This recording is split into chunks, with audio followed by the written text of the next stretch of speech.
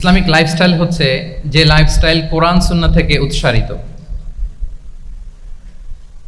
এবং যে লাইফস্টাইল হচ্ছে এন্ডোর্সড বাই ইসলাম, যে লাইফস্টাইল আমাদের প্রিয় নবী মুহাম্মদ রাসূলুল্লাহ সাল্লাল্লাহু আলাইহি ওয়া আলিহি ওয়াসাল্লাম তিনি নিজে লিড করে দেখিয়েছেন আমাদেরকে। এটাই হচ্ছে ইসলামিক লাইফস্টাইল।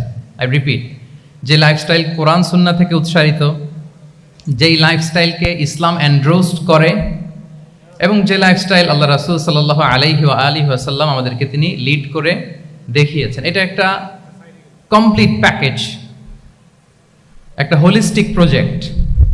এখানে কাটছাট করার সুযোগ নেই, মানে পিক এন্ড চুজ করার সুযোগ নেই।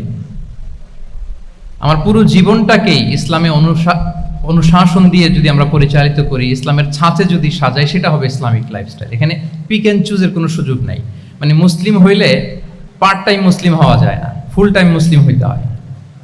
মানে জীবনের প্রতিটা অঙ্গনে ইসলামকে আমাদের প্র্যাকটিস করতে হবে, কারণ আমরা জানি ইসলাম মানে হচ্ছে complete submission to the order of Allah, to the wish of আল্লাহ।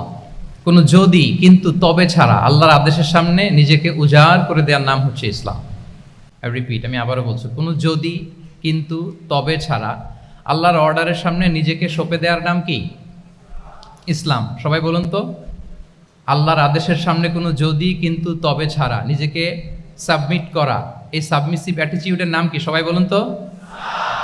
তাহলে আপনি পিক এন্ড চুজ করতে পারবেন না যে এটা আমার ভাল লাগে, এটা আমার সাথে যায়, সো আমি এটা নিলাম, এটা আমার সাথে যায় না, সো এটা থেকে আমি দূরে থাকলাম, তাইলে এটা ইসলামিক লাইফস্টাইল হলো না। এই কনসেপ্টটা কি ক্লিয়ার সবার কাছে? এটা একটা total package, it's a total project, it's a holistic programme. আপনি আপনার সুবিধা মতো এখানে কাটছাট করতে পারবেন না, নিলে পুরোটাই নিতে হবে। তো আমরা অনেকে আবার কাটছাট করি নিজের মন মতো। তাদেরকে উদ্দেশ্য করে আল্লাহ তাআলা বলছেন, আফাতুমিনুনা বিবা'দিল কিতাবি ওয়া তাকফুরুনা বিবা'দ। তোমরা কি আল্লাহর কিতাবের কিছু অংশ মানো আর কিছু অংশ তোমরা অস্বীকার করো? এটা তোমাদের পলিসি? জেনে রেখো, ওয়ার্নিং দিচ্ছেন যে তোমাদের পলিসি যদি এইটা হয়, তাহলে এই দুনিয়াতে আছে তোমাদের জন্য লাঞ্ছনা, আর আখিরাতে তোমাদেরকে শাস্তির মুখোমুখি হতে হবে। তাহলে কাটছাট করার সুযোগ নেই। আমরা যেটা করি, নামাজ, রোজা, হজ, যাকাতের মতো এই যে আনুষ্ঠানিক ইবাদতগুলো, এগুলোতে আমরা ইসলামকে খুব মানি, ইসলামের অনুশাসন মানি। কিন্তু আমাদের ব্যক্তি জীবন, পারিবারিক জীবন, সামাজিক জীবন, আমার ডিলিংসগুলো, আমার ট্রেড, আমার বিজনেস, আমার ব্যবসা, আমার বিয়ে শাদী, আমার বিহেভিয়ার, এগুলোকে অনেক সময় আমরা ইসলামের অনুশাসন অনুযায়ী মানতে চাই না। এগুলোর ক্ষেত্রে আমরা অনেক সময় ইসলামের অনুগামী হই না।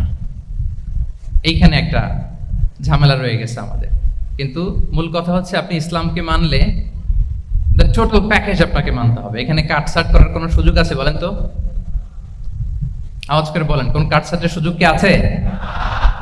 কারণ কমপ্লিট প্যাকেজ, কমপ্লিট প্যাকেজ। জীবনের প্রতিটি অঙ্গনকে ইসলামের অনুশাসন দিয়ে সাজানো, বা জীবনের প্রতিটি অঙ্গনে ইসলামকে অনুশীলন করার নামই হচ্ছে ইসলামিক লাইফস্টাইল। মূলত ইসলামই একটা lifestyle. Islam is not merely a set of beliefs and rituals, rather it's a lifestyle. ইসলাম নিজেই একটা lifestyle that emphasizes justice, spirituality, integrity and modesty. আপনি যদি নিতে চান, আপনাকে পুরোটাই নিতে হবে, তাহলে কাটছাট করার সুযোগ নেই। এটা হচ্ছে প্রথম, first and foremost reminder tonight, যে ইসলাম একটা টোটাল প্যাকেজ, একটা কমপ্লিট প্রোগ্রাম, একটা হোলিস্টিক প্রোগ্রাম। এখানে পিক এন্ড চুজ করতে পারবো না আমরা। আপনি যদি আমাকে ইসলামী লাইফস্টাইলের উপরেই সেমিনারে কথা বলতে বলেন, I must say you have to take the entire package. পুরোটাই আপনাকে নিতে হবে। এই আইডিয়াটা ক্লিয়ার হয়েছে আমাদের সবার কাছে? সবার কাছে ক্লিয়ার তো? তাহলে পিক এন্ড চুজ করবো নাকি? শুনি নাই সবার কাছ থেকে। পিক এন্ড চুজ করা যাবে? কাটছাট করা যাবে? কিছু কিছু রুলস এন্ড রেগুলেশন আমার খুব ভালো লাগে, আমার জন্য খুব সুবিধা হয়, ওইটা নিলাম, বাকিগুলা কাটছাট করে দিলাম। তার মানে সহজভাবে পার্ট টাইম মুসলিম হওয়ার কোনো সুযোগ নেই, হলে ফুল টাইম হতে হবে। কাস্টমাইজড ইসলামের কোনো সুযোগ নেই, টোটাল প্যাকেজটাকে আমার অ্যাডাপ্ট করতে হবে। এটা হচ্ছে ইসলামিক লাইফস্টাইল। তো আজকের এই সেমিনারে আমি কিছু ট্রেডস বা the core values of Islamic lifestyle আপনাদের সাথে শেয়ার করবার চেষ্টা করব, যাতে করে ব্যাপারটা আরও ক্রিস্টাল ক্লিয়ার হয় যে আসলে what is Islamic lifestyle all about, আসলে এটা কি। কিভাবে এটা আমরা অ্যাডাপ্ট করব, কিভাবে এটার সাথে নিজেকে খাপ খাওয়াবো, কিভাবে এটা আমরা প্র্যাকটিস করব। তাহলে প্রাথমিক কথা অলরেডি ডান, যে কাটছাট আমরা করব না, পিক অ্যান্ড চুজ করব না, টোটাল প্রোগ্রামটাই আমরা নেওয়ার চেষ্টা করব। তো এখন আমরা কিছু কোর ভ্যালিউজের কথা বলবো, যেগুলো দিয়ে ইসলামিক লাইফস্টাইলের মূল ধরনটা আমাদের কাছে ক্লিয়ার হবে। ইসলামিক লাইফস্টাইলের কথা যদি আমাদেরকে বলতে হয়, প্রথম যেই ট্রেড, যে ক্যারেক্টারিস্টিক্স বা ভ্যালিউর কথা আমাকে বলতে হবে, সেটা হচ্ছে দ্য কনসেপ্ট অফ হালাল and haram. If there is no halal and হারাম, there is no Islamic lifestyle, for sure I am telling you. যদি হালাল হারাম না থাকে, এটা যদি আমরা মেনটেন না করি, এটা কোশ্চিনকালও ইসলামিক লাইফস্টাইল হবে না। আপনাকে হারাম থেকে যোজন যোজন দূরে থাকতে হবে, আর হালাল দিয়ে জীবনটাকে সাজাতে হবে। কারণ যেখানেই হালাল সেখানেই বারাকা। রিপিট, আমি আবারও বলছি, যেখানেই হালাল সেটার মধ্যে কি হারামে কোনো বারাকা আছে? হারামে আছে অস্থিরতা, সাময়িক উন্মাদনা, এর ভেতরে বারাকা নাই। হালালের ভেতরে আল্লাহ তাআলা বারাকা ঢুকিয়ে দিয়েছে। আচ্ছা, আপনারা বলুন তো, গরুর গোশত খাওয়া এটা হালাল না হারাম? হালাল। কুকুরের গোশত খাওয়া হালাল না হারাম? আচ্ছা, গরু বছরে বাচ্চা দেয় কয়টা? গাভী? আচ্ছা, একটা। কুকুর দেয় কয়টা? কয়টা? 7টা, 8টা, 10টা? ফ্যামিলি প্ল্যানিং নাই তো? দেদারসে দিচ্ছে। আচ্ছা, গরু হালাল, কুকুর হারাম। গরু বাচ্চা দেয় কয়টা? কুকুর দেদারসে দিচ্ছে। তারপরেও বলেন, আমাদের এই যে বাংলাদেশে আমাদের কুরবানির ঈদে লক্ষ লক্ষ গরু জবাই হয়, বিয়ের অনুষ্ঠানগুলোতে এত গরুর গোশত আমরা খাই, প্রতিদিনের চাহিদা মেটানোর জন্য তো কত গরু কোরবানি করা হয়। এরপরে বলেন, বাংলাদেশে গরু বেশি না কুকুর বেশি? সবাই বলেন, গরু বেশি না কুকুর বেশি? কারণ কি? হালাল। কারণ কি? এই হালালে বরকত ঢুকিয়ে দিয়েছে কে? তাহলে if there is no concept of হালাল অ্যান্ড হারাম, there is no Islamic lifestyle. প্রথম core value of Islamic lifestyle হচ্ছে আপনাকে হালাল দিয়ে আপনার জীবনকে সাজাতে হবে। লা ইয়াদখুলুল জান্নাতা জাসাদুন গুযিয়া বিল হারাম। হারাম খেয়ে বর্ধিষ্ণু যে দেহ, সে দেহ আল্লাহর জান্নাতে প্রবেশ করবে না। মানে whatever you consume, it should be halal. এটা হালাল হইতে হবে। শুধু যেটা আপনি খাচ্ছেন এটাই না, কুলু মিম্মা ফিল আরদি হালালাম তাইয়্যিবা, আল্লাহ তাআলা বলেছেন যেটা কনজিউম করবো হালাল হবে, হালাল হতে হবে। তো এটা শুধু এত ন্যারো কনসেপ্ট না, আপনার জীবনের সবটাই হালাল হতে হবে। ইউর ফুড শুড বি হালাল, ইউর ড্রিঙ্ক শুড বি হালাল, ইউর ইনকাম শুড বি হালাল, ইউর ফ্যাশন শুড বি হালাল, ইউর এন্টারটেইনমেন্ট শুড বি হালাল। সব কিছু হালাল হইতে হবে। আমরা অনেকে যে ভুলটা করি, আমরা খাওয়ার ক্ষেত্রে শুধু হালাল খুঁজি, এরকম অনেকে করে, কিন্তু অন্যান্য ক্ষেত্রে হালাল হারামের বাজ বিছান নাই। আমি একটা উদাহরণ প্রায়ই দেই, দেখবেন যে আমাদের বাংলাদেশের সরকারি অফিসগুলোতে তো ঘুষ চলে নাকি? আল্লাহ ঘুষ থেকে এই জাতিকে তুমি হেফাজত করো। আচ্ছা, দেখবেন যে আমাদের বিভিন্ন সরকারি অফিসগুলোর মুসলিম কর্মকর্তারা, তারা ওয়াইন খায় না। আমি দেখেছি, থাইল্যান্ডে গিয়েছে, চায়না গিয়েছে অফিসের কাজে, ওখানে হালাল রেস্টুরেন্টগুলো খোঁজে, কারণ মুসলিম, তার হালাল খাইতে হবে। তো সে ওয়াইন খায় না, পর্ক খায় না, কারণ ইসলামে এটা হারাম। আবার অনেক হিন্দু কর্মচারী, সে আবার গরুর গোশত খায় না, কারণ কি তার ধর্মে ওইটা হারাম। কিন্তু এই মুসলিম কর্মচারী, হিন্দু কর্মচারী, দুইজনের নির্বিশেষে মাশাআল্লাহ ঘুষ খায়। এরকম হয় না? দেখেন, মুসলিম ওয়াইন খায় না, পর্ক খায় না, তার ধর্মে হারাম। আমার হিন্দু ভাই গরুর গোশত খায় না, এটা তার ধর্মে হারাম। কিন্তু ঘুষ আবার দুই ধর্মে হালাল নাকি? হ্যাঁ, হালাল। তার মানে ওই যে pick and choose, you got the point, right? Pick and choose করেছে যে আমার ধর্মের এই এই নিয়ম আমি মানবো, কারণ এটা আমার জন্য খুব ফ্লেক্সিবল, এটা খুব ভালো লাগে। কিন্তু যেটা কঠিন হয়ে যাচ্ছে, যেটা তার বিরুদ্ধে দাঁড়াচ্ছে, ওইটা সে মানে না। তাহলে পিক এন্ড চুজ করার কোনো সুযোগ। আমরা আমাদের গোটা জীবনকে হালাল দিয়ে সাজাইতে হবে, তাহলে your lifestyle will be Islamic lifestyle. এই কথাটা কি বুঝতে পেরেছেন? তাহলে ইউর ফুড শুড বি হালাল, ইউর ড্রিঙ্ক শুড বি হালাল, ইউর ফ্যাশন শুড বি হালাল, ইউর ইনকাম শুড বি হালাল, ইউর এন্টারটেনমেন্ট শুড বি হালাল, even your relationship should be halal.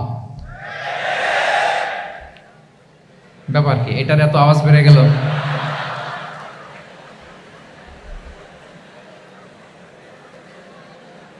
এটা কমন পড়ে গেছে নাকি? আচ্ছা বলেন, হালাল রিলেশনশিপ কোনটা বলেন? এই যে, এই তো আসল জায়গায় হাত দিছি বোধহয়। আমাদের শিক্ষার্থী বন্ধুদের মধ্যে বিবাহিত আছি আমরা? হ্যাঁ, কারা কারা আছি দেখি তো।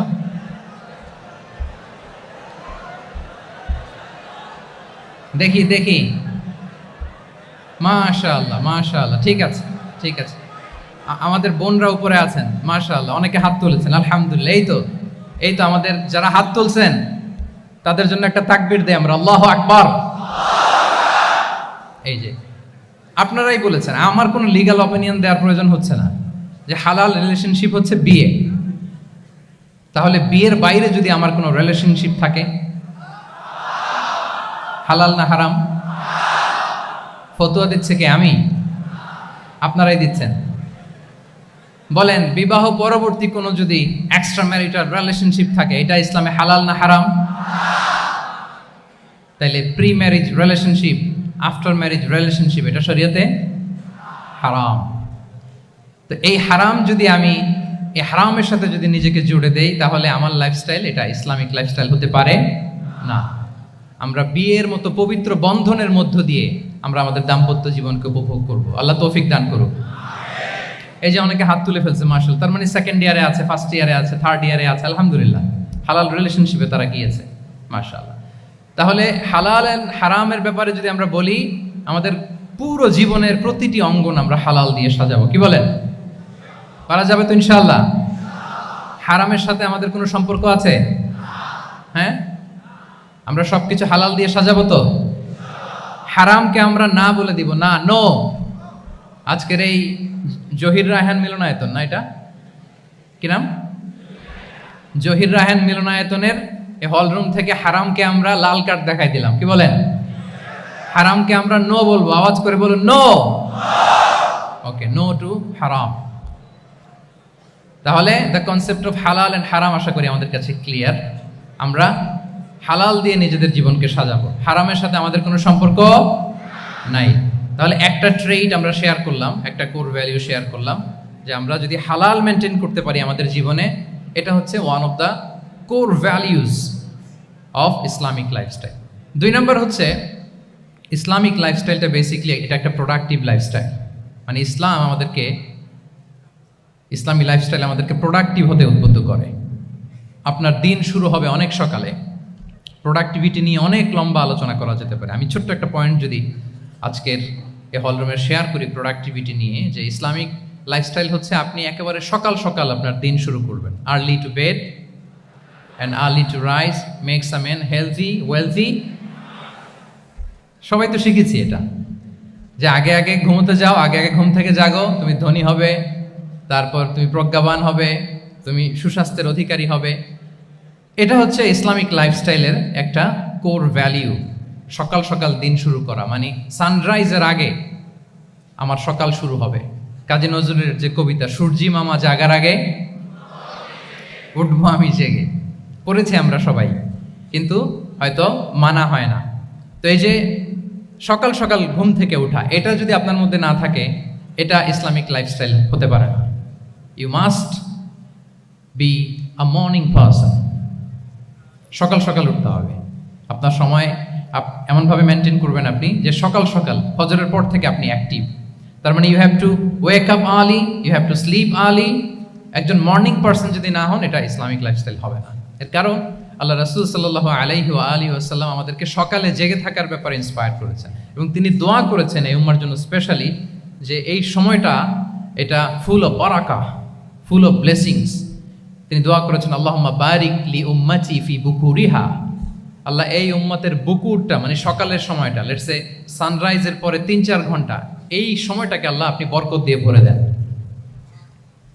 এই সময়টাতে ঘুমানো যাবে না, এটা হচ্ছে বরকতের সময়। এবং আল্লাহ রাসূল সাল্লাল্লাহু আলাইহি সাল্লাম যদি কোনো সামরিক অভিযান প্রেরণ করতেন, এই টাইমে প্রেরণ করতেন, এই বুকুরের টাইমে। এবং সাহাবারা তাদের কোনো ট্রেড ক্যারাভান, ব্যবসায়িক কাফেলা যখন সেন্ড করতেন, এই টাইমটাতে সেন্ড করতেন, কারণ এই টাইমটাতে বারাকা। তো এখন নিজের সাথে মিলিয়ে নেন যে এই টাইমটাতে আমরা কি করি। আমি জানি না আপনাদের কি অভ্যাস। আমি এসে তো শুনলাম যে জাহাঙ্গীরনগর বিশ্ববিদ্যালয়ে নাকি যতজন শিক্ষার্থী, মানে ততজনের জন্য এখানে আবাসনের ব্যবস্থা আছে, বাংলাদেশের কোনো ইউনিভার্সিটিতে নাকি এটা নাই। আলহামদুলিল্লাহ, অসাধারণ প্রিভিলেজ, এখানে অনেক সুন্দর সুযোগ। তো এখন বলেন আপনাদের সকালের রুটিন কি বলেন? ঘুমিয়ে থাকেন না জেগে থাকেন? হ্যাঁ, আচ্ছা, ফজরের পরে আমরা ঘুমাই কারা কারা দেখি? সর্বনাশ। আচ্ছা ঠিক আছে, হাত নামান। আচ্ছা, ফজরের পরে আমরা একটু এক্সারসাইজ করি, পড়াশোনা করতে বসি কারা কারা? মাশাআল্লাহ, আছে কিছু, ঠিক আছে, হাত নামান। এবার দুইবারের একবারও যারা হাত তুলেননি তারা হাত তুলেন। আপনারা কি করেন? এইটা এইটা হ্যাঁ, ডিভাইস।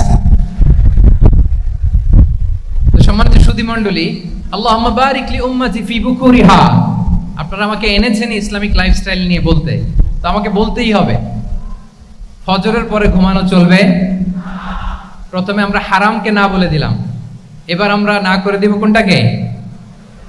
হ্যাঁ, ফজরের পরে আজকে থেকে কোনো ঘুম চলবে। যদি আপনি চান একটু একটু দূরে সরাইতে হবে, যে ড্রোনগুলো একটু একটু দূরে সরাইতে হবে। ফজরের পরে আজকে থেকে আমি এখানে জবরদস্তি করব না, শুধু আপনাদের সামনে আমি প্রেজেন্ট করছি। যদি সেমিনারের যে টপিক নিয়ে আপনারা শুনতে এসেছেন, এটা যদি আপনি অ্যাডাপ্ট করতে চান, অনুশীলন করতে চান, হ্যাঁ, ফজরের পরে আজকে থেকে কোনো ঘুম চলবে। এই সময়টাতে অনেক বারাকা আছে। তো কি করতে হবে? এটার জন্য আগে আগে ঘুমোতে হবে। কি বলেন? অনেকে ফজরের এই বরকতময় সময়টা তারা ঘুমাতে ঘুমাতে মিস করে, এর কারণ দেরিতে ঘুমোতে যাওয়া। আগে আগে ঘুমানোর অভ্যাস করতে হবে, কিন্তু আগে তো ঘুম আসে না, তাই না? এই যে ডিভাইস আমাদেরকে ঘুমাতে দেয় না, আমাদের শান্তির ঘুম কেড়ে নিছে এই ডিভাইস। এই ডিভাইস অ্যাডিকশন, স্ক্রিন আসক্তি, এই স্ক্রিন আসক্তি আমাদের শান্তির ঘুমকে কি করেছে? কেড়ে নিয়েছে। আল্লাহ তাআলা রাতকে বানিয়েছেন ঘুমের জন্য। ওয়াজআলনাল লাইলা লিবাসা, লিবাস মানে আবরণ। আমি রাতকে বানিয়েছি পোশাকের মতো আবরণ করে, যে আবরণ রাত্রিবেলা নিঝুম নিঝুম নিস্তব্ধ অন্ধকার দিয়ে ছেয়ে দেয়, ফলে মেলাটিন নামে একটা হরমোন নিঃসরিত হয়, আমাদের ঘুম ঘুম ভাব আসে। ঘুমের জন্য আল্লাহ তৈরি করেছেন রাতকে। এরপরে আল্লাহ তাআলা বললেন ওয়াজআলনান নাহারা মাআশা, আর দিনকে বানিয়েছি আমি প্রাণ চঞ্চল করে, দিনে আমরা কাজ করব। তাহলে রাতে আগে আগে ঘুম, আর দিনের বেলা আল্লাহ তাআলা আমাদেরকে কাজ করার জন্য সৃষ্টি করেছেন। কিন্তু এই সাইকেলটাকে আমরা ঘুরাই ফেলছি। রাতে যত দেরি করে আপনি ঘুমাবেন, সকালে ঠিক তত দেরি করে আমাকে উঠতে হয়, ঠিক কিনা বলেন? তাহলে ফজরের পর বকুর পিরিয়ড অফ টাইমটাকে কাজে লাগাতে হলে রাতে আমাদেরকে আগে ঘুমাতে যেতে হবে। রাতে কি করতে হবে? আগে ঘুমোতে যেতে হবে। তাহলে এক নম্বরে কি বললাম? কনসেপ্ট অফ হালাল এন্ড হারাম। 2 নম্বরে বললাম প্রোডাক্টিভিটি। ইসলামিক লাইফস্টাইল হচ্ছে একটা প্রোডাক্টিভ লাইফস্টাইল। এটা মেনটেন করতে হলে প্রোডাক্টিভিটির অনেক কথা। একটা কথা হচ্ছে সকাল সকাল আপনার দিন শুরু করুন। কি পারা যাবে তো ইনশাআল্লাহ? সবাই একসাথে পড়ে ইনশাআল্লাহ। এই যে আমাদের দেরি করে রাতে ঘুম আসে, স্ক্রিন আসক্তি, এই ডিভাইস আমাদের আরামের ঘুম কেড়ে নিছে কেন জানেন? এর কারণ হচ্ছে আল্লাহর দেয়া যে ফিতরাত, এই ফিতরাতকে আমরা উল্টে দিয়েছি। ফিতরাত শব্দটার সাথে আপনাদের পরিচয় আছে? হ্যাঁ, the innate characteristics of a human being. একটা মানুষের যে ক্যারেক্টারিস্টিক্স, যে ইননেট স্বভাব দিয়ে আল্লাহ তাআলা তৈরি করেছেন, নেচার, এটাকে আরবিতে বলে ফিতরাত। এই ফিতরাতের বিরুদ্ধে কিছু করা যাবে না। ইসলামিক লাইফস্টাইল হচ্ছে ফিতরা বেসড লাইফস্টাইল। ফিতরাতাল্লাহিল্লাতী ফাতারান নাসা আলাইহা লা তাবদীলা লিখালকিল্লাহ। আল্লাহর প্রকৃতির অনুসরণ করো, যে প্রকৃতি দিয়ে তিনি মানুষকে সৃষ্টি করেছেন। আর আল্লাহর সৃষ্টি কাঠামোর মধ্যে কোনো পরিবর্তন, কোনো বিকৃতি নেই। সুবহানাল্লাহি ওয়া বিহামদিহি। তা আমরা এই ফিতরাতকে চেঞ্জ করে দেওয়ার কারণে এই ঝামেলা। আমরা সবাই এই ফিতরাতের উপর জন্মেছি। কুল্লু মাউলুদিন ইউলাদু আলাল ফিতরা ফাআবাওয়াহু ইউহাউবিদানি আও ইউনাসসিরানি আও ইউমাজ্জিসানি। প্রতিটি নিউ বর্ন বেবি তারা ফিতরাতের উপর জন্মায়, মানে নবজাতক সন্তান ইসলামের উপর জন্মায়। কিন্তু বাবা মা তাকে হয় ইহুদি বানায়, নাসারা বানায়, বা অগ্নি উপাসক বানায়। তাহলে এই যে ফিতরাত, আল্লাহর দেয়া ফিতরাতকে যখন আমরা চেঞ্জ করেছি, আমাদের জীবন থেকে বারাকা উঠে গিয়েছে। ফিতরাতকে যদি আরো সহজ করে আমি আপনাদেরকে বুঝাই, তাহলে ফিতরাত হচ্ছে যা কিছু স্বাভাবিক, যা কিছু কল্যাণকর, যা কিছু ভালো, তাই ফিতরাত। আই রিপিট, সুপ্রিয় শিক্ষার্থী বন্ধুরা, ফিতরাত হচ্ছে যা কিছু স্বাভাবিক, যা কিছু ভালো, যা কিছু কল্যাণকর, তাই কি? তাই ফিতরাত। এই যে এখন আরবি কোন মাস চলছে বলেন তো? রজব। এই রজব মাসের ২৬ তারিখ দিবাগত রাত্রে আল্লাহ রাসূল সাল্লাল্লাহু আলাইহি ওয়াসাল্লাম ঊর্ধ্ব জগতের একটা ভিজিটে গিয়েছিলেন। আমরা জানি না সবাই? হ্যাঁ, ইসরা মেরাজের কথা আমরা জানি। সো এই মেরাজ রজনীতে আল্লাহ রাসূল সাল্লাল্লাহু আলাইহি ওয়া আলিহি ওয়াসাল্লাম ফিতরাত মানে what is the essence of ফিতরা এটা বোঝানোর জন্য এই হাদিসটা আমি শেয়ার করছি। মেরাজে যখন গেলেন, জিবরিল আলাইহিস সালাম ওনাকে দুইটা পেয়ালা দিলেন। তিনি বললেন উচিতু বি ইনাআইন, আমাকে দুটি পেয়ালা দেয়া হলো, ফি আহাদিহিমা লাবান ওয়া ফিল আখারি খামর, এক পেয়ালায় ছিল দুধ, আরেক পেয়ালায় ছিল মদ। ফা আখাযতুল লাবান ওয়া শারিবতু, যখন দুইটা অপশন দেয়া হলো, দুইটা পেয়ালা, আমি দুধের পেয়ালাটা নিলাম এবং সেটা পান করলাম। তখন জিবরিল আলাইহিস সালাম বললেন আসাবতাল ফিতরা, মানে you are guided to the fitra, আপনি সঠিকটাই নিয়েছেন, যেটা ফিতরা, যেটা নেওয়া উচিত আপনি ওইটাই নিয়েছেন। তাহলে এখন আরো সহজ হবে, যদি দুইটা পেয়ালা দেয়া হয়, একটা মদের পেয়ালা আর একটা দুধের পেয়ালা, তো আমরা নিব কোনটা বলেন? হ্যাঁ, তাইলেই ফিতরা হবে। তাহলে কি হবে? তাহলে যেটা স্বাভাবিক, যেটা কল্যাণকর, যেটা আমাদের জন্য ভালো, সেটা হচ্ছে ফিতরাত। তাহলে মদের পেয়ালা, দুধের পেয়ালা, কোনটা নিব? সবাই নিব তো নাকি? আমাদের রুচির যে দুর্ভিক্ষ চলতেছে, অনেকে মদের পেয়ালাই নিয়ে নিবে। কি বলেন? আচ্ছা না একদল, তারা কি করে? ওইটা চুজ করে ফেলবে। এবার বলেন আমরা কোন পেয়ালা নিব, মদের না দুধের? আমাদের ঐতিহ্য, আমাদের রুচি, আমাদের মূল্যবোধকে ধ্বংসের যত আয়োজন দরকার সব সেটআপ চারদিকে আছে। আল্লাহর ফিতরাতকে ধ্বংস করে দেওয়ার শয়তানি সব আয়োজন আমাদের চারিদিকে। বাট আপনাকে রাইট থিংটা চুজ করতে হবে। তাহলে রাসূল সাল্লাল্লাহু আলাইহি ওয়াসাল্লামকে দুধ দেয়া হলো, মদ দেয়া হলো, তিনি নিলেন দুধের পেয়ালা। তাহলে এটা হচ্ছে ফিতরাত। এটা কি? ফিতরাত। এভাবে সব কিছু চেঞ্জ করে দেয়া হয়েছে। সব কিছু, আমাদের লাইফস্টাইল চেঞ্জ করে দেয়া হয়েছে, আমাদের ফুড হ্যাবিট চেঞ্জ করে দেওয়া হয়েছে, আমাদের খাদ্যাভ্যাসের মধ্যে পরিবর্তন। দেখবেন যে এখন আমরা যা খাই, আগে কিন্তু এটা খাইতাম না। এখন আমরা প্রসেসড ফুড খাই, হ্যাঁ, ফাস্ট ফুড খাই, জেনেটিক্যালি মডিফাইড যে ফুডগুলো আমরা খাই, এরপরে ল্যাব মিট, কত যে ভয়ঙ্কর। আপনারা জেনে থাকবার কথা যে ল্যাবে তৈরি মাংস দেখেছেন নাকি আপনারা? প্রাকৃতিক মাংসের কোনো ছিটে ফোটা নেই, কিন্তু এটা গরুর মাংস হয়ে গেছে, ওইটা মানুষ খাচ্ছে। মানে আমাদের লাইফস্টাইলও করাপ্টেড, আমাদের ফুড হ্যাবিটও করাপ্টেড, আমাদের স্লিপিং সাইকেলটা করাপ্টেড, সব কিছু করাপ্ট করে দেওয়া হচ্ছে। এবং এটার প্রভাব পড়েছে আমাদের শিশুদের মধ্যেও। দেখবেন যে শিশুরা সবজি খেতে চায় না। আমার তো 2 মেয়ে আছে, আমি তো দেখি বাসায়, বা অনেকের কমপ্লেনগুলো আমরা শুনি। আমাদের এখনকার বাচ্চাদেরকে ভেজিটেবলস দিলে খায় না, মাছ দিলে খায় না, অর্গানিক ভালো ভালো খাবার দিলে শাকসবজি খায় না। কি খাবে জানেন? সচেস খায়, সচেস, হটডগ খায়। হ্যাঁ, ওই যে আপনি অর্ডার দিয়ে বার্গার এনে দিবেন, পিৎজা এনে দিবেন, ওইটা খাবে। তারপর ইনস্ট্যান্ট নুডলস খাবে, স্যুপ খাবে, ফ্রোজেন যত মিল আছে এগুলো খাবে, টিনজাত খাবার যেগুলো দীর্ঘদিন সংরক্ষণ করে রাখা হয়। তো বলেন, আজ থেকে 30 বছর আগে আমাদের বড়রা কিংবা আমাদের শিশুরা, আমরা কেউ কি এই খাবার খেয়েছি বলেন তো? আওয়াজ করেন, খেয়েছি কেউ? Entire system. কেন আমরা ইসলামিক লাইফস্টাইল নিয়ে কথা বলছি এখন? কারণ আমাদের পুরো সিস্টেমটাই, আমাদের পুরো ফিতরাতটাই ওরা চেঞ্জ করে দিয়েছে। তারপর ডিভাইস ছাড়া বাচ্চারা খেতে চায় না, কার্টুন দেখে দেখে খাওয়াতে হয় ওদের। কি বলেন? আচ্ছা বলেন তো, আজ থেকে 30 বছর পেছনে ব্যাক টু দ্য হিস্ট্রিতে যদি আমরা যাই, 70-এর দশকে, 80-র দশকে বাংলাদেশের কোনো একটা গ্রামের কথা, একটা পল্লীর কথা আপনি একটু চিন্তা করেন তো। রাত 8টার দিকে, 9টার দিকে আপনি ওই গ্রামের কাউকে খুঁজে পাবেন? 70-এর দশকে, 80-র দশকে একটা গ্রামের, একটা গ্রামীণ একটা পরিবেশের কথা যদি চিন্তা করেন, রাত 8টায় সবার কি অবস্থা বলেন তো? আপনি তো ঘুম খুঁজে পান না, আপনার তো ইনসমনিয়া। আমাদের এখন ট্যাবলেট খাওয়া লাগে না ঘুমের জন্য? আমাদের তো ইনসমনিয়া হয়ে গেছে এখন। কিন্তু আজ থেকে বেশি দূরে না, 30 বছর আগের একটা গ্রামীণ পরিবেশের রাত 8টার পরিবেশ হচ্ছে সবাই ঘুম। আমরা তারও 2 বা 3 ঘন্টা পরে ডিনার করব, কিন্তু ওনাদের মাগরিবের আগে বা পরে ডিনার করে ফেলছে, এশার নামাজ পড়েই কি 1-2 জন না, পুরো গ্রাম জামাতে ঘুম। পুরো গ্রাম জামাতের সাথে ঘুম। তো যে লোকটা 8টার দিকে ঘুমালো, উঠবে কখন বলেন? রাত 3টার পর ওর ঘুম আসবে? আর হ্যাঁ, ঘুমেরও তো একটা লজ্জা শরমের ব্যাপার আছে। আর কত থাকবে এখানে? কি বলেন? আপনি তো ঘুমাতে যান রাত 2টায়। আর আজ থেকে 30 বছর আগে আমার বাংলাদেশের একটা গ্রামীণ পরিবেশে রাত 8টার দিকে সবাই ঘুম। আমরা এখন যেই টাইমটাতে ঘুমোতে যাই, ওই সময় ওনাদের অর্ধেক ঘুম শেষ। ফজরের নামাজ পড়ে আমাদের বাপ চাচারা কি করতো? হ্যাঁ, একটু ব্যাক টু দ্য হিস্ট্রিতে তাকান না। ফজরের নামাজ পড়ে এক বল পান্তা ভাত খাইতো।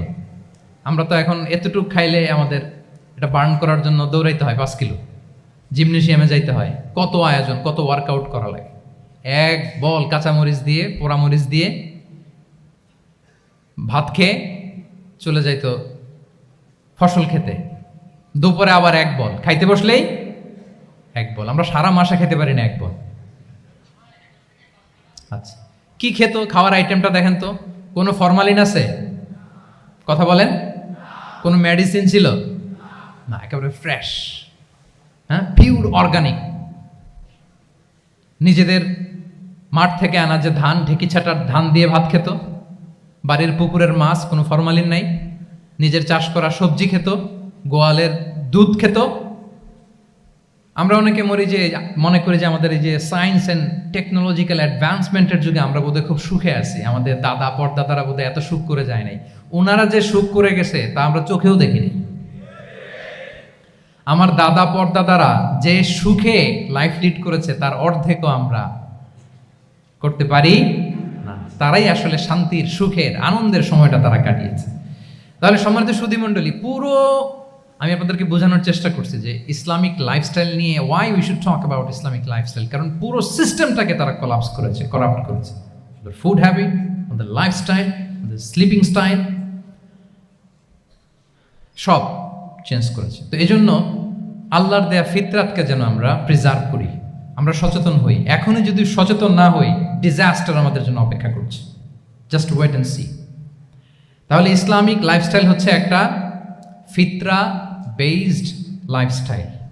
এই ফিতরাকে আমাদেরকে প্রিজার্ভ করতে হবে। তাহলে 3টা পয়েন্ট বলে ফেলছি অলরেডি, যদি আপনাদের মনে থাকে। প্রথমে কি বলেছিলাম? হালাল, হালাল দিয়ে জীবন সাজাবো। 2 নম্বরে প্রোডাক্টিভিটির জন্য কি করব? রাতে দেরি করে ঘুমাবো।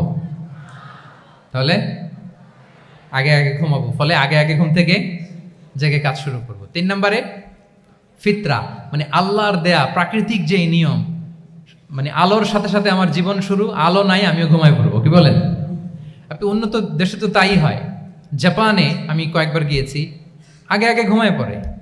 ইভেন আমেরিকাতে আমি কয়েকবার গিয়েছি, অনেক অনেক শহরে 8টার পরে সুপার শপ বন্ধ, 8টার পরে ঘুম এরা। আমরা হাঁটছি কোন দিকে? আমরা একটু নিজেদেরকে প্রশ্ন করি। তাহলে 3 নাম্বার হচ্ছে ফিতরা বেসড যে লাইফস্টাইল, এটার দিকে আমাদেরকে ফিরে আসতে হবে। 4 নাম্বার হচ্ছে মডেস্টি, শালীনতা। One of the core values of Islamic lifestyle. এই শালীনতা আমরা হারাতে বসেছি। মডেস্টি বললে অনেকে শুধু কাপড় চোপড় নিয়ে চিন্তা করে যে ছোট কাপড়, বড় কাপড়। Modesty is not about only clothing, but also your behaviour, your dealing, your overall character. শুধু আপনি মডেস্টি, শালীনতা বললে কাপড় চোপড় নিয়ে চিন্তা করবেন না। এটা আপনার মডেস্টি ইন ইউর স্পিচ, আপনার কথার মধ্যেও শব্দ চয়নে মডেস্টি থাকতে হবে, আপনার বিহেভিয়ারে মডেস্টি থাকতে হবে, আপনার ডিলিংসে মডেস্টি থাকতে হবে। এই শালীনতা আমরা হারাচ্ছি। তার বিপরীতে আমাদের সমাজে অশ্লীলতার প্রসার হচ্ছে, লাজুকতা হারিয়ে যাচ্ছে। লাজুকতা, লজ্জা শরম থাকা, এটা যে কত বড় নেয়ামা। যেই জাতি একবার এটা হারিয়ে ফেলে, আর কোনো কিছু দিয়ে, জোড়াতালি দিয়ে এটা তারা রিভাইভ করতে পারে না। এই যে ওয়েস্ট তো এখন যা যা আমাদেরকে শিখাইছে, যেটাকে আমরা স্ট্যান্ডার্ড মনে করি, আবার তারা ফিরতেছে। এই যে ডিভাইসের কথা বলছি না, আপনি অস্ট্রেলিয়ার খোঁজ খবর নেন, যারা খোঁজ নিয়েছেন তারা জানেন। আন্ডার 16 কোনো বাচ্চা সোশ্যাল মিডিয়া ইউজ করতে পারে না অস্ট্রেলিয়াতে। 1 মাস অ্যাপ্লাই করে, কান্ট্রি ওয়াইড অ্যাপ্লাই করে দেখায় ফেলছে। Facebook, including Facebook, WhatsApp, Twitter, TikTok, 10টা অ্যাপস যেগুলো বাচ্চাদের মধ্যে এডিকশন নিয়ে আসে, এগুলো সব বন্ধ। জানেন এই নিউজটা? জানেন? মানে ফিরতেছে, উল্টা ফিরতেছে।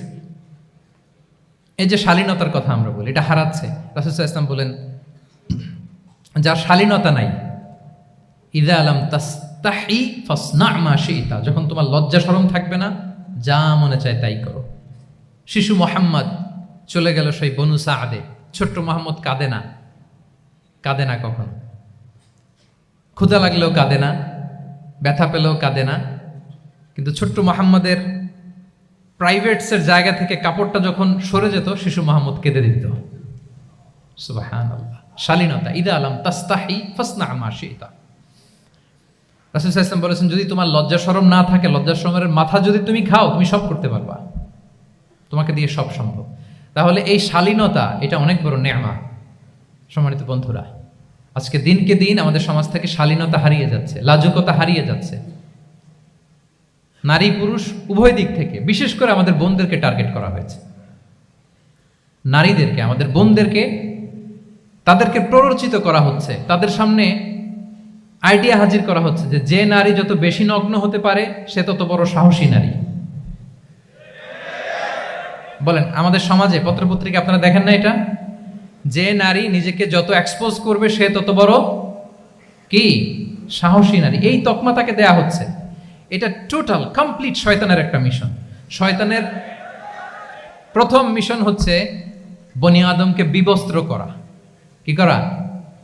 আল্লাহ তাআলা আদম আলাইহিস সালাম, হাওয়া আলাইহিস সালামকে বলেছিলেন যে নিষিদ্ধ গাছ যেও না, খেও না। শয়তানের প্ররোচনায় খেয়ে ফেলেছিলেন, সাথে সাথে জান্নাতের পোশাক খুলে পড়েছে। তার মানে শয়তানের প্রথম মিশন হচ্ছে মানুষকে কি করা? নগ্ন করা। মানুষকে কি করা? নগ্ন করা। তাহলে আমাদের বোনদেরকে এমন ভাবে তাদের সামনে উপস্থাপন করা হচ্ছে, প্ররোচিত করা হচ্ছে এবং বলা হচ্ছে নগ্নতার পথে যে বেশি হাঁটে সে নাকি তত সাহসী নারী। নাউযুবিল্লাহি মিন যালিক। তাহলে এই যে মানব জাতিকে বস্ত্রহীন করা, এটা শয়তানের একটা মিশন। তার বিপরীতে ইসলাম নারীকে সম্মান দিয়েছে, সম্মান করেছে। যে ঘরে প্রথমে কন্যা জন্মায়, খায়রুকুম মান বুখিরা বিল উনসা, সে ঘরটাকে আল্লাহ তাআলা বরকতময় করে দেয়। 2 সন্তান তো 2 জান্নাতের দরজা ওপেন। 2 কন্যা সন্তান, 3 কন্যা সন্তান তো 3টা জান্নাতের দরজা ওপেন। সুবহানাল্লাহ। স্ত্রী হয়ে যখন ঘরে যাবে, যে ব্যক্তি তার স্ত্রীর কাছে সেরা, পরিবারের কাছে সেরা, সে সবার কাছে সেরা, সে আল্লাহর কাছে সেরা। সুবহানাল্লাহ। এবং কোন মা যদি সন্তান জন্ম দিতে যে মারা যায়, কিয়ামতের দিন আল্লাহ তাআলা ওই মাকে শহীদদের কাতারে দাঁড় করাবেন। আর যদি সেফলি সন্তান ভূমিষ্ঠ হয়, আল্লাহ বলে মায়ের পায়ের নিচে ওই সন্তানের বেহেশত। সুবহানাল্লাহ। কিভাবে নারীর স্ট্যাটাস, মর্যাদাকে ইসলাম বাড়িয়েছে। এবং এই যে ইসলাম যে নারীকে যে ভিআইপি হিসেবে কনসিডার করে, হ্যাঁ, ইসলামের দেয়া নারীর ড্রেস কোড নিয়ে আমাদের অনেকের কত কথা, কত ক্রিটিক। এটা কেন করে? কারণ Islam consider women as a queen. ইসলাম তো নারীকে রানী হিসেবে কনসিডার করে। কি হিসেবে বলেন? আচ্ছা বলেন, যে কুইন হবে, যে রানী হবে, তার একটা স্পেশাল ড্রেস কোড থাকবে না? তার একটা স্পেশাল প্রোটোকল থাকবে না? রানীর সাথে কি যা মনে চায় তা করা যায়, দেখা করা যায়, তার কাছে যাওয়া যায়? আল্লাহু আকবার। কারণ ইসলাম চায় নারীদের জন্য পৃথিবীটা নিরাপদ হোক।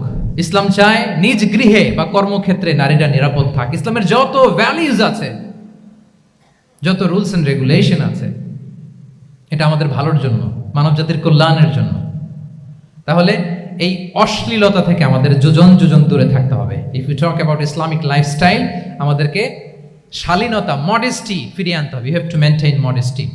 আমি যদি আরো ডিপে যাই, দেখেন এই যে প্রত্যেকের হাতে এক একটা করে পর্ন হাব হয়ে গেছে এখন, হয়েছে না? পর্নোগ্রাফির সয়লাভ, বিকৃত যৌনাচারের সয়লাভ। এখন নতুন নামে, নতুন মোড়কে, LGBTQ নামে আমাদের সমাজে নানা মোড়কে আমাদের সামনে উপস্থাপন করা হচ্ছে। শুনেছেন না এগুলো? আপনারা নাম শুনেছেন? এই যে ট্রান্সজেন্ডারিজম, নাম শুনছেন না? নিজের দেহ কাটাকাটি করে দিব্যি পুরুষ, 4 সন্তানের বাবা, এখন হঠাৎ করে বলে যে আমি মনে মনে নারী, তো সোসাইটি যেন আমাকে নারী স্বীকৃতি দেয়। বায়োলজিক্যালি দিব্যি নারী, 3 সন্তানের মা, এখন বলে যে এখন আমি মনে মনে ভাবতেছি পুরুষ, তো আমাকে পুরুষ হিসেবে তুমি কনসিডার করো। আল্লাহর দেয়া ফিতরাত, এই যে বলছে উল্টায় ফেলতেছে, এই ফিতরাতকে ধ্বংস করার সবচেয়ে জঘন্যতম এই নতুন যেটা বাজারজাত করা হচ্ছে যে আইডিওলজি, এটা হচ্ছে ট্রান্সজেন্ডারিজম। অধিকারের মোড়কে, তাও আসতেছে কিভাবে, কিসের মোড়কে বলেন তো? রাইটসের কথা বলে, যেটা একটা রাইটস। এজন্য সম্মানিত সুধীমণ্ডলী, শালীনতার কোনো বিকল্প নেই। If you want to take care of yourself, if you want to take care of your family, your society, you have to maintain modesty. কোনো বিকল্প নেই, সাবধান হইতে হবে আমাদেরকে। তাহলে 4 নম্বরে কি? শালীনতা, মডেস্টি। শালীনতা হচ্ছে ইসলামিক লাইফস্টাইলের ভূষণ। এখন পরিকল্পিতভাবে এই শালীনতার কবর রচনা করা হচ্ছে আমাদের সমাজে। আপনারা কি রাগ করতেছেন? কথা ক্লিয়ারলি বুঝতে পারতেছেন? আমি যদি রয়ে শয়ে কথা বলি তো বুঝতে পারবেন আপনারা? ক্লিয়ারলি মেসেজগুলো আমি আপনাদের সামনে পৌঁছে দিচ্ছি। তাহলে কয়টা গেল? 4টা। হালাল, প্রোডাক্টিভিটি, প্রিজার্ভিং ফিতরা অ্যান্ড ফাইনালি মডেস্টি। 4টা কাভার। 5 নম্বরে হচ্ছে ইসলামিক লাইফস্টাইল যদি আমরা মেনটেন করি, we must have to be optimistic, hopeful, আশাবাদী হইতে হবে। মুমিনের ডিকশনারিতে হতাশা নেই। আমরা হতাশ হই না, আমরা নিরাশ হই না, আমরা ভরসা রাখি এক মহান সত্তার উপর। আওয়াজ করে বলুন, তিনি কে? শয়তানের মিশন হচ্ছে আমাদেরকে হতাশ বানানো। আমি স্টেজে ওঠার আগে সম্মানিত স্যার বলতেছিলেন যে আপনি একটু আশাবাদী করবেন আমাদের নারী শিক্ষার্থীদের ব্যাপারে, আমাদের ছেলে শিক্ষার্থীদের কয়েকটা ইস্যু স্যার বললেন যে কিছু ফ্রাস্ট্রেশন তাদের মধ্যে কাজ করে। আজকে আপনাদের ডিকশনারি থেকে ফ্রাস্ট্রেশনকে একেবারে অমিট করে দিয়ে যাব। বলেন, বিশ্বাসীদের ডিকশনারিতে হতাশা বলে কোনো শব্দ আছে? ফ্রাস্ট্রেশন আছে? কারণ শয়তানের মিশন হচ্ছে আমাদেরকে হতাশ বানানো। কি বানানো? শয়তান আমাদেরকে আশাবাদী করতে চায় না, সে চায় আমরা যেন হতাশ হই। আমি ভুল করেছি, পাপ করেছি, অন্যায় করেছি, তো শয়তান সেই পাপের সাগরে আমাকে হাবুডুবু খাওয়াতে চায়, বলে আর অনেক ভুল হয়ে গেছে, অনেক দূর তুই চলে এসেছিস, আর আল্লাহ তোকে ক্ষমা করবে না, থাক এখানেই থাক, করতে থাক। এরকম শয়তান টেম্পটেশন দেয়, প্রভোকেশন করে। কিন্তু শয়তান জানে না যে আল্লাহর রহমতের দরিয়া কত বড়। শয়তানের মিশন হচ্ছে আমাদেরকে হতাশ বানানো, আর আল্লাহর বাণী আমাদের হৃদয়ে আশা জাগায়, আশাবাদী করে তোলে। আল্লাহর এই কিতাবের, কোরআনের প্রতিটি আয়াতে পরতে পরতে পাবেন আপনি মোটিভেশন, ইন্সপিরেশন। আল্লাহু আকবার। লা তাহজান ইন্নাল্লাহা মা'ানা। মনকে তুমি বুঝিয়ে বলো আল্লাহ আছেন আমার সাথে। জাহাঙ্গীরনগর বিশ্ববিদ্যালয়ের আমার সুপ্রিয় শিক্ষার্থী বন্ধুরা, এই বাক্যটি নিজের জীবনের জন্য, নিজের জীবনের সাথে সেট করে নেন। মনকে তুমি বুঝিয়ে বলো আল্লাহ আছেন আমার সাথে। বিপদে আপদে, আমাদের লাইফে আপস এন্ড ডাউনস থাকে, সব মুহূর্তে আমরা এই কথাটা খেয়াল করব যে কেউ যদি আমাকে হেল্প করার জন্য নাও থাকে, এক মহান সত্তা আছে, তিনি কে? আল্লাহ রাসূল সাল্লাল্লাহু আলাইহি ওয়াসাল্লাম, আবু বকর রাদিয়াল্লাহু তাআলা আনহু গারে সাউরে হিজরতের রাতে লুকিয়ে আছেন। কুরাইশরা খুঁজতেছে, আবু বকর রাদিয়াল্লাহু তাআলা আনহু তটস্থ, না জানি ধরা পড়ে যাই। তিনি বলছেন কুরাইশরা আমাদের এত পাশ দিয়ে যাচ্ছে, একটু মাথা নিচু করলে দেখে ফেলবে আমাদের। রাসূল সাল্লাল্লাহু আলাইহি ওয়াসাল্লাম বললেন যে ভয় পেও না। আবু বকর, তুমি কি ভেবেছো আমরা এখানে গুহাতে 2 জন? না না, এই গুহায় আমরা 2 জন নই, আমাদের সাথে একজন মহান সত্তা আছে। তিনি কে? আমরা 3 জন এখানে। লা তাহজান ইন্নাল্লাহা মা'ানা। ভয় পেও না, হতাশ হয়ো না, নিশ্চয় আল্লাহ আমাদের সাথে আছেন। আল্লাহ তাআলা সরাসরি কথাটাকে কোরআনে কোট করেছেন যে লা তাহজান ইন্নাল্লাহা মা'ানা। তাহলে সুপ্রিয় বন্ধুরা, এই বাক্যটা আমাদের খেয়াল রাখতে হবে যাদের মধ্যে ফ্রাস্ট্রেশন কাজ করে, যে মনকে তুমি বুঝিয়ে বলো কে আছেন আমার সাথে? আল্লাহ আছেন আমার সাথে। এরকম কোরআনের পরতে পরতে অনেক আয়াত পাবেন। লা তাইয়াসু মির রাউহিল্লাহ ইন্নাহু লা ইয়াইয়াসু মির রাউহিল্লাহি ইল্লাল কওমুল কাফিরুন। আল্লাহর রহম থেকে নিরাশ হয়ো না। কাফিররা ছাড়া কেউ আল্লাহর রহম থেকে নিরাশ হয়? আমি আপনি আমাদের জীবনে কত ভুল করেছি, কত অন্যায় করেছি, কতটাই বা পাপ করেছি। মনে রাখবেন, আমাদের পাপ যত বড় হোক, আল্লাহর রহমতের দরিয়া তার চাইতেও বড়। ইন্না মা'আল উসরি ইউসরা ফাইন্না মা'আল উসরি ইউসরা, and verily with every hardship there is an ease. প্রত্যেক কষ্টের পরেই থাকে স্বস্তি। এই বাক্যগুলো কি আপনাকে মোটিভেশন দেয় না? এই কথাগুলো কি আপনাকে চাঙ্গা করে না? আপনার জীবনে ইন্সপিরেশন হয়ে আসে না এই কথাগুলো? ওয়ালা তাহিনু ওয়ালা তাহজানু ওয়া আনতুমুল আ'লাউনা ইন কুনতুম মুমিনিন। চিন্তা করো না, হতাশ হয়ো না, তোমাদেরই বিজয় হবে যদি তোমরা মুমিন হও। আল্লাহু আকবার। তাহলে আপস এন্ড ডাউনস থাকবে, এবং মুমিন জীবনে তো হতাশা থাকবেই না। কারণ আমার জীবনে যদি কোনো কষ্টের ঘটনা ঘটে, এটার জন্য আমি রিওয়ার্ড পাবো। আমি যদি অসুস্থ হই, আমার প্রত্যেক অসুস্থতার কারণে আমার পাপ মোচন হয়। সুবহানাল্লাহ পড়েন। আপনার জ্বর হয়েছে, এই জ্বরের কারণে আল্লাহ আপনার গুনাহ মাফ করবেন। আপনি ব্যথা পেয়েছেন, অসুস্থ হয়েছেন, আল্লাহ তাআলা গুনাহ মাফ করে দিবে। তাহলে হতাশার কোনো সুযোগ আছে বলেন? না। মুমিন জীবনে হতাশার কোনো সুযোগ নেই। রাসূল সাল্লাল্লাহু আলাইহি ওয়াসাল্লাম বলেন, মা ইউসিবুল মুসলিমা মিন নাসাব ওয়ালা ওয়াসাব ওয়ালা হাম্মিন ওয়ালা হুজনিন ওয়ালা আযান ওয়ালা গাম্মিন হাত্তা শাওকাতি ইউশাকুহা ইল্লা কাফারাল্লাহু বিহা মিন খাতায়া। মুমিন জীবনে যত ব্যথা, কষ্ট, দুঃখ, এমনকি ফল পাড়তে যে গাছের কাটার খোঁচা যদি খান, রাসূল সাল্লাল্লাহু আলাইহি ওয়াসাল্লাম বলেন ওই খোঁচার ব্যথার কারণে আল্লাহ তোমার গুনাহ মাফ করে দেয়। কেউ অসুস্থ হয়ে রাসূল সাল্লাল্লাহু আলাইহি ওয়াসাল্লামের কাছে আসলে রাসূল সাল্লাল্লাহু আলাইহি ওয়াসাল্লাম কি বলতেন জানেন? কেউ জানেন?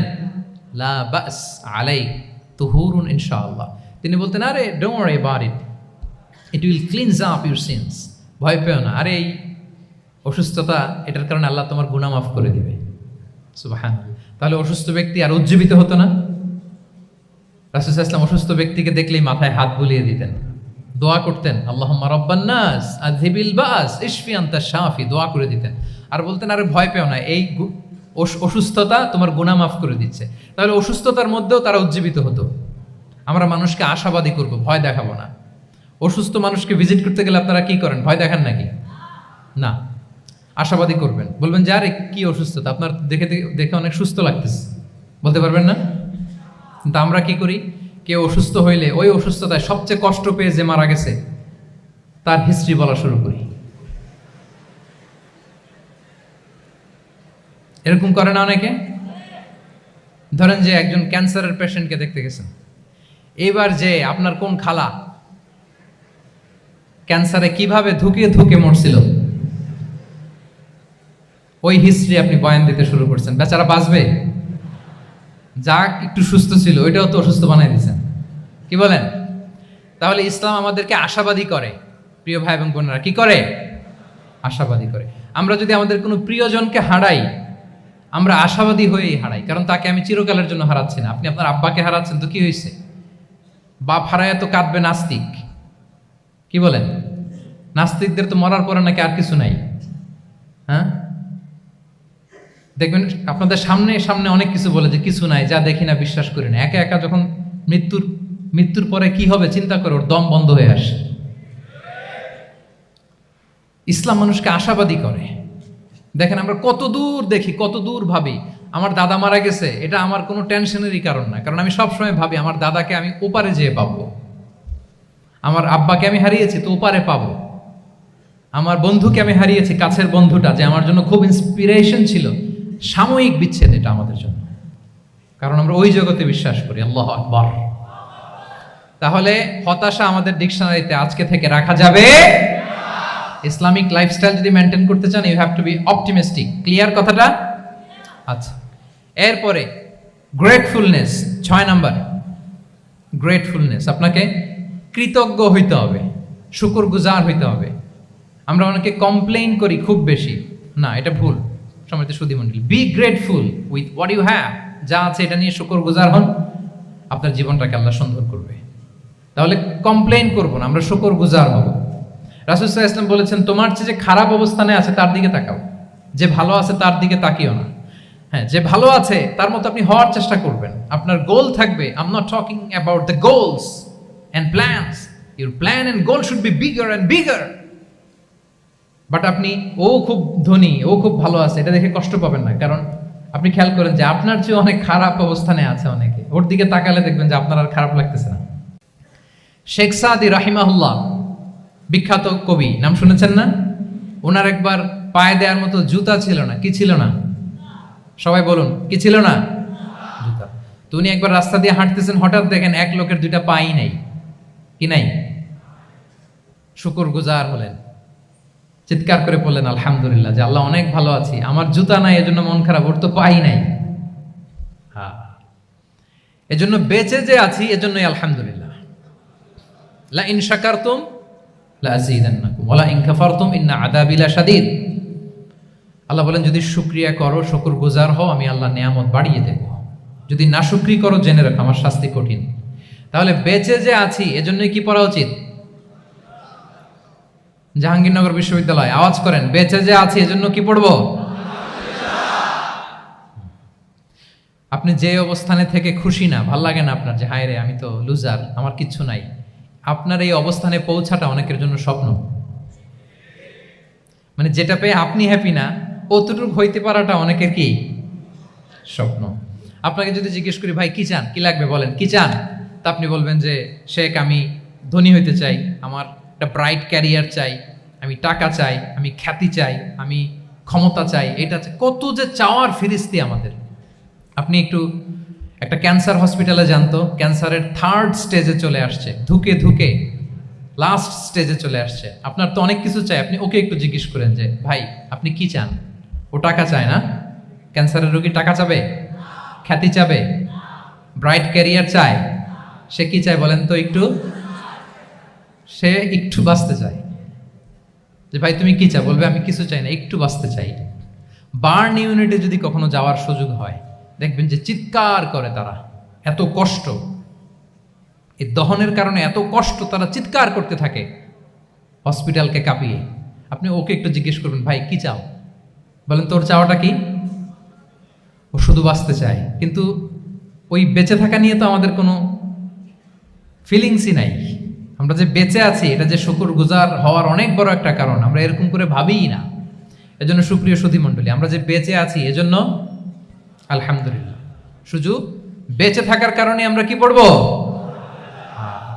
তাহলে গ্রেটফুলনেস, আপনি যদি ইসলামিক লাইফস্টাইলে নিজেকে অভ্যস্ত করতে চান, আপনার যেমনি অপটিমিস্টিক হইতে হবে, অ্যাট দ্য সেম টাইম আপনাকে কি হইতে হবে? গ্রেটফুল হইতে হবে। 7 নম্বরে তাওয়াক্কুল।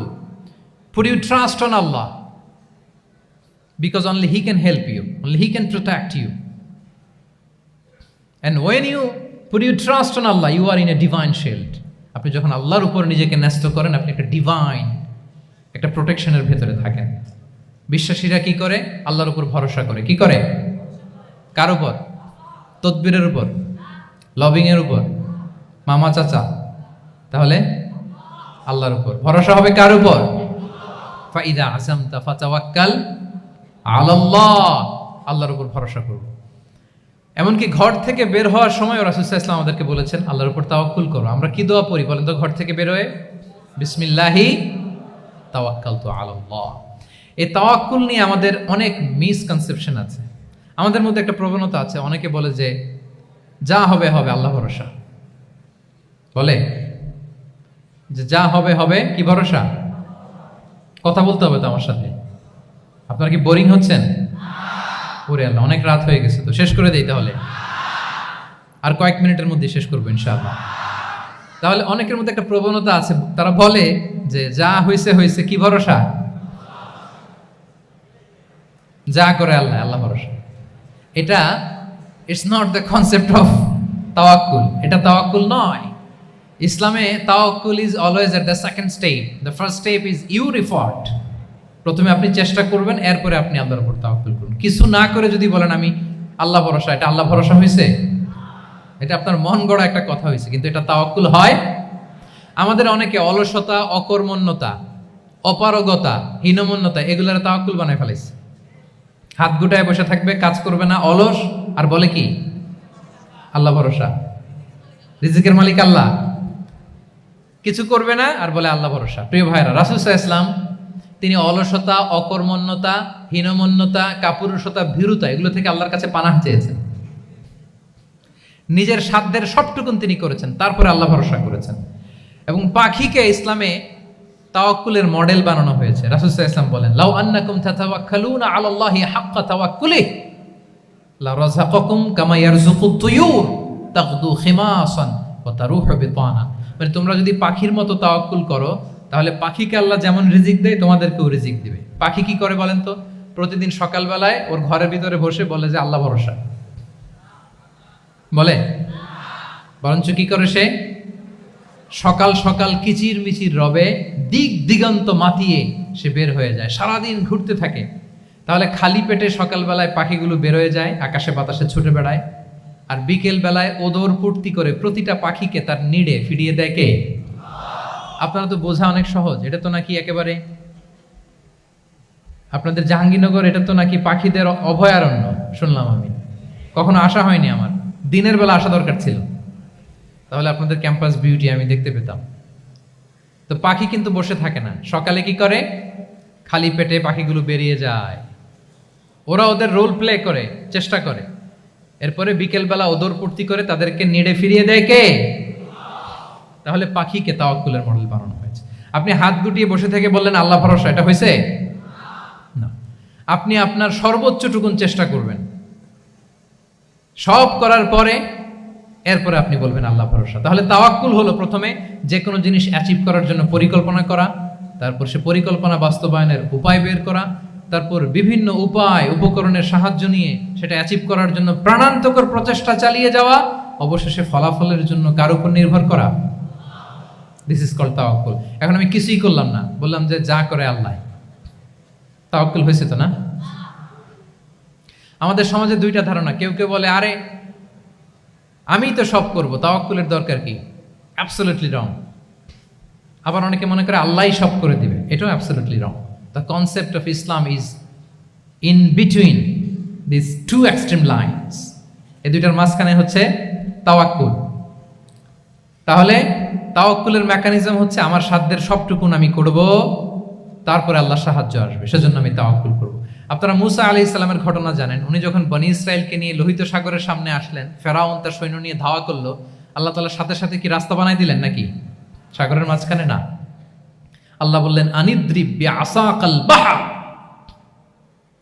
লাঠি দিয়ে একটা বাড়ি মারো সাগরে। মুসা আলাইহিস সালাম বাড়ি না মারলে তো আল্লাহ রাস্তা বানাতে পারতেন না, না পারতেন না? পারতেন, কিন্তু এটা তাওয়াক্কুলের মেকানিজম নয়। ওনাকে বলেছেন বাড়ি মারো, উনি লাঠি দিয়ে বাড়ি মারলেন, বিশাল রাস্তা হয়ে গেল। মারিয়াম আলাইহিস সালাম যখন ঈসা আলাইহিস সালামকে ডেলিভারি করলেন, ক্লান্ত শ্রান্ত ক্ষুধার্ত, কি খাবেন? আল্লাহ তাআলা বললেন ওয়াহুজ্জি ইলাইকি বিজিযইন নাখলাতি তুসাকিত আলাইকি রুতাবান জানিয়া, মানে মারিয়াম একটু কষ্ট করে উঁচু হয়ে পাশে একটা খেজুর গাছ আছে, ওটা ডাল ধরে টান দাও, টসটসে পাকা খেজুর পড়বে নিচে, ওটা খাও। উনি টান না দিলে আল্লাহ এমনি অটোমেটিক্যালি পাঠাতে পারতেন না খেজুর? আল্লাহ পাঠাননি।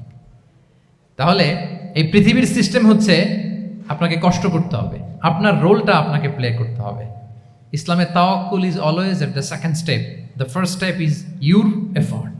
আপনাকে চেষ্টা করতে হবে, তারপরে আপনি তাওয়াক্কুল করবেন, তাহলে এটা প্রপার তাওয়াক্কুল হবে। তাহলে এখন থেকে হাত গুটিয়ে বসে থেকে আল্লাহ ভরসা বলবেন? আমরা এটা ভুল করে ফেলি, রাসূল সাল্লাল্লাহু আলাইহি ওয়াসাল্লাম, ওনার কাছে আল্লাহর সাহায্য আসতো, জিবরিল আলাইহিস সালাম আসতো, তারপরেও কখনো তিনি নিজের ভাগ্য আল্লাহর হাতে ছেড়ে দিতেন না। আমাদের মতো যা করে আল্লাহ ভরসা বলে কখনো নিজের ভাগ্য আল্লাহর হাতে ছেড়ে দিতেন, বরং নিজের সাধ্যের সবটুকুন দিয়ে তিনি চেষ্টা করতেন, তারপর তিনি ভরসা করতেন কার উপর? আপনি হিজরতের ঘটনাটা দেখেন, আল্লাহ যেদিন বললেন যে আজ রাতেই তুমি আর আবু বকর হিজরত করো, রাসূল সাল্লাল্লাহু আলাইহি ওয়াসাল্লাম ওই দিন দুপুরবেলা আবু বকর রাদিয়াল্লাহু তাআলা আনহুর ঘরে গেলেন। তিনি কখনো দুপুরবেলা বেরোন না, তিনি কখনো মাস্ক পরে বেরোতেন না। সেদিন তিনি মাস্ক পরে বেরোলেন, খারাজা মুতাকান্নিয়ান, মুখ ঢেকে বেরোলেন। আবু বকর রাদিয়াল্লাহু তাআলা আনহুর ঘরে যেয়ে বলেন, আবু বকর আখরিজ মান ফিল বাইত, ঘরে যারা আছে বের করে দাও, প্রাইভেট আলাপ আছে। আবু বকর রাদিয়াল্লাহু তাআলা আনহু বলেন, ইয়া রাসূলুল্লাহ, আসমা আর আয়েশা একজন তো আপনার পরিবার আর একজন তার বোন, আমরাই তো, বলেন। রাসূল সাল্লাল্লাহু আলাইহি ওয়াসাল্লাম আশ্বস্ত হলেন, বললেন যে আজ রাতেই আমরা হিজরত করব, আজ রাতেই। মক্কা থেকে মদিনা হচ্ছে উত্তর দিকে, কোন দিকে? আপার নর্থ। তিনি মক্কা থেকে মদিনায় হিজরত করবেন উত্তরে, কিন্তু তিনি বের হলেন দক্ষিণ দিক দিয়ে, শত্রুর চোখে ধুলি দেওয়ার জন্য। দেখেন, দিনের বেলা বেরোলেন না, রাতে বেরোলেন। দেখেন, একটার পর একটা প্রিকশন। দুপুরে বেরোলেন, চেহারা ঢেকে বেরোলেন, প্রাইভেসি মেনটেন করলেন, ডেস্টিনেশন এদিকে, বের হলেন এই দিক দিয়ে, সবার চোখের অন্তরালে তিনি বের হলেন। এবং তিনি আবু বকর রাদিয়াল্লাহু তাআলা আনহুকে বললেন, সবাই যেই পথে মদিনা যায় আমরা কিন্তু ওই পথে যাব না, ক্যারাভানগুলো যেই পথে যায় ওই পথে না, সাওয়াহিলি একটা আনইউজুয়াল রুট ধরে আমরা যাব, সাগরের পার ঘেঁষে ঘেঁষে, যাতে ওরা বুঝতে না পারে। এই জন্য আবু বকর রাদিয়াল্লাহু তাআলা আনহু একজনকে ভাড়া করলেন, আব্দুল্লাহ ইবনে উরাইকেত নামে, যে আনইউজুয়াল রাউটটা চিনে, যে সাগরের পাশ ঘেঁষে চলে যাওয়া পথ দিয়ে মক্কা থেকে রাসূল সাল্লাল্লাহু আলাইহি ওয়াসাল্লামকে মদিনায় পৌঁছায়। 2টা ওট তিনি 2 মাস ধরে এটাকে নার্চারিং করে রাখলেন। 3 দিন আবু বকর রাদিয়াল্লাহু তাআলা আনহু এবং রাসূল সাল্লাল্লাহু আলাইহি ওয়াসাল্লাম গারে সাউরে অবস্থান করলেন 3 দিন, যাতে করে বুঝতে পারেন যে মক্কায় তাদের ব্যাপারে কি বলা হয়। এবং আবু বকর রাদিয়াল্লাহু তাআলা আনহুর ছোট্ট ছেলে আব্দুল্লাহকে অ্যাসাইন করা হলো যে আব্দুল্লাহ, তুমি তো ছোট মানুষ, তুমি প্রতিদিন মক্কার বাজারে যেয়ে শুনবা যে আমাদের ব্যাপারে কুরাইশরা কি বলে। নিশ্চয়ই তারা তন্ন তন্ন হয়ে আমাদেরকে খুঁজবে, না পেয়ে ওরা কি কি পলিসি নেয় এটা এসে আমাদেরকে জানাবো। সুবহানাল্লাহ। ছোট্ট আব্দুল্লাহ মক্কার বাজারে কে কি বলে শুনে গোয়েন্দার মতো করে, স্পাইয়ের মতো করে সে তথ্যগুলো নিয়ে, খাবার নিয়ে গারে সাউরে প্রতিদিন ইনফরমেশন পাস করে আসতো, আবার খাবার দিয়ে আসতো। আচ্ছা বলেন তো, এই ছোট্ট আব্দুল্লাহ যেই পথে যায় মরুভূমির উপরে তার ফুটপ্রিন্ট আছে না, আব্দুল্লাহর ফুটপ্রিন্ট। তো কোরাইশরা তো তন্ন তন্ন হয়ে রাসূল সাল্লাল্লাহু আলাইহি ওয়াসাল্লামকে খুঁজতেছে, ডানে বায়ে সামনে পেছনে সব জায়গায়। তারা যদি আব্দুল্লাহর ছোট্ট পায়ের ছাপ পায় আর সেটাই যদি ফলো করে, তাহলে ডিরেক্টলি তারা কোথায় যেয়ে পৌঁছবে? রাসূল সাল্লাল্লাহু আলাইহি ওয়াসাল্লামের কাছে, গারে সাউরে। আল্লাহ রাসূল সাল্লাল্লাহু আলাইহি ওয়াসাল্লাম কি করলেন? আবু বকর রাদিয়াল্লাহু তাআলা আনহু কি করলেন? আমির ইবনে ফুহায়রা নামে আরেকটা লোককে অ্যাসাইন করলেন যে 3 দিনের জন্য আব্দুল্লাহ যখন তথ্য নিয়ে খাবার দিয়ে চলে যাবে, আমির ইবনে ফুহায়রা, তোমার কাজ হচ্ছে যেই পথ দিয়ে আব্দুল্লাহ হেঁটেছে এই পথ দিয়ে তুমি আমাদের ছাগলগুলোকে একটু চড়াই দিবা। তাহলে ওখানে ওই বাচ্চার আর ফুটপ্রিন্ট থাকবে না, ওই ছাগলগুলোর পায়ের ছাপ থাকবে। অনেক লম্বা ঘটনা, এরকম একটার পর একটা প্রিকশন আল্লাহ রাসূল সাল্লাল্লাহু আলাইহি ওয়াসাল্লাম এবং আবু বকর রাদিয়াল্লাহু তাআলা আনহু ওনারা নিয়ে তারপরে হিজরতের পথে রওনা হয়েছেন। এবং যখন রওনা হয়েছেন রাসূল সাল্লাল্লাহু আলাইহি ওয়াসাল্লাম ডানে বায়ে তাকান না, তিনি কোরআন তেলাওয়াত করছিলেন। হি ওয়াজ রিসাইটিং দ্য কোরআন, কারণ now he is in the state of tawakkul. এখন তিনি তাওয়াক্কুল করতেছেন। তাহলে বলেন তো, তাওয়াক্কুল কি শুরুতে না শেষে? তারপরে কতটা শেষে? আপনার চেষ্টা, আপনার তদবির, আপনার লবিং, আপনার এফর্ট, আপনার সাধ্যের নাগালে থাকা সব কিছু উজাড় করে দেওয়ার পরে আপনি বলবেন তাওয়াক্কালতু। আমরা করি কি? আমরা কি করি? আল্লাহ ভরসা। ভাই কি প্ল্যান আপনার? হুজুর আল্লাহ ভরসা। এবার বলেন এটা হয়েছে? এটা কি আসলে দ্য প্রপার কনসেপ্ট অফ তাওয়াক্কুল হয়েছে প্রিয় ভাই এবং বোনেরা? হয় নাই। কারণ তাওয়াক্কুল is always at the second step. The first step is you referred. আপনি আপনার সাধ্যের সবটুকু করবেন, তারপর কি করবেন? ক্লিয়ার? সব শেষ। কথা হচ্ছে আপনি যদি ইসলামিক লাইফস্টাইল মেনটেন করতে চান, আপনাকে উম্মা সেন্ট্রিক অ্যাটিটিউডের অধিকারী হতে হবে। উম্মা সেন্ট্রিক। আমাদের মুসলিম উম্মা একটা দুঃখী উম্মা, নেতৃত্বহীন উম্মা, বলিষ্ঠ নেতৃত্বের অভাবে এদিক থেকে লাথি মারলে আমরা এদিকে যাই, এদিক থেকে মারলে এদিকে যাই। শুধু একটা স্ট্রং লিডারশিপের অভাব, ঠিক কিনা বলেন? এই যে আমাদের রোহিঙ্গা ভাইয়েরা 10 মিলিয়ন আসছে, ওনারা এখন 1 মিলিয়ন আসছে, 10 লাখ, এখন বোধহয় 2 মিলিয়ন প্লাস হয়ে গেছে বা 3 মিলিয়ন হয়ে গেছে। আমি গত মাসে গিয়েছিলাম রোহিঙ্গা ক্যাম্পে দেখার জন্য তাদের কি অবস্থা।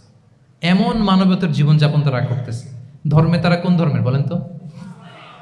আমাদের ভাই, আমাদের বোনেরা, তাদের কোনো সলিউশন নাই। কাশ্মীরের ভাই বোনদের কি অবস্থা দেখেন তো।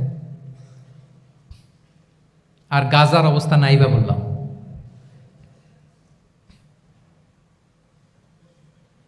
পাখির মতো গুলি করে মারা হয়েছে, মসজিদ ধ্বংস করা হয়েছে, এমনকি খ্রিস্টানদের গির্জা ধ্বংস করা হয়েছে।